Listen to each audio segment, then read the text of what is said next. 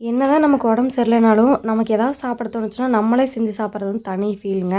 Last week பயங்கரமான fever கோல்டா இருந்துச்சுங்க. அந்த டைம்ல கூட ஒப்புட்டு சாப்பிடணும்னு தோணுச்சா, கடைக்கெல்லாம் போக முடியாதுங்க. எங்க ஊர்லேருந்து கடை ரொம்ப தூரம். அதனால வீட்ல நானே ஒப்புட்டு ரெடி பண்ண ஆரம்பிச்சுட்டேன். 1 டம்ளர் அளவுக்கு மைதா மாவு எடுத்துக்கிறேன். ஏன்னா, நான் இப்போ தான் ட்ரை பண்ணுறேங்க. அதனால கம்மியா எடுத்துக்கிறேன். அது கூடவே கொஞ்சமா மஞ்சத்தூள், 1 ஸ்பூன் அளவுக்கு எண்ணெய், கொஞ்சம் கொஞ்சமா தண்ணி சேர்த்து சப்பாத்தி மாவோட கொஞ்சம் சாஃப்ட்டா பெசஞ்சு எடுத்து வச்சுக்கிறேன். மாவு ஊறுறதுக்கு தேவையான அளவு எண்ணெய் சேர்த்துக்கிட்டு ஒரு 6 மணி நேரம் அப்படியே விட்டுட்டேங்க. தாளிக்கிற கடலைப்பருப்பு 1 டம்ளர் எடுத்து அதை 2 மணி நேரம் ஊற வச்சுருந்தேன். 2 விசில் மட்டும் விட்டு எடுத்துக்கிறேன். அதை தண்ணியெல்லாம் இல்லாமல் வடிச்சிட்டு உங்களோட இனிப்புக்கு தகுந்த மாதிரி நீங்கள் சர்க்கரை எடுத்துக்கோங்க. நான் 1 டம்ளர் பருப்புக்கு 3/4 டம்ளர் சர்க்கரை எடுத்துக்கிறேங்க. 2 ஏலக்காய் சேர்த்து நல்லா அரைச்சி எடுத்துட்டோன்னா ஸ்டஃபிங் ரெடிங்க. இதை தான் நம்ம வந்து இந்த மைதா மாவுக்குள்ளே வச்சு ஸ்டஃப் பண்ணி தோசைக்கல்ல போட்டு எடுக்க போகிறோம். நான் என்ன பண்ணிட்டேன்னா அந்த மாவை அப்படியே அழகாக எடுக்காமல் அதை தனித்தனியாக எடுத்து பார்த்தங்காட்டி மாவு கொஞ்சம் கொஞ்சம் பிரிஞ்சிருச்சுங்க. அது ஒரு மிஸ்டேக்குன்னு சொன்னாங்க.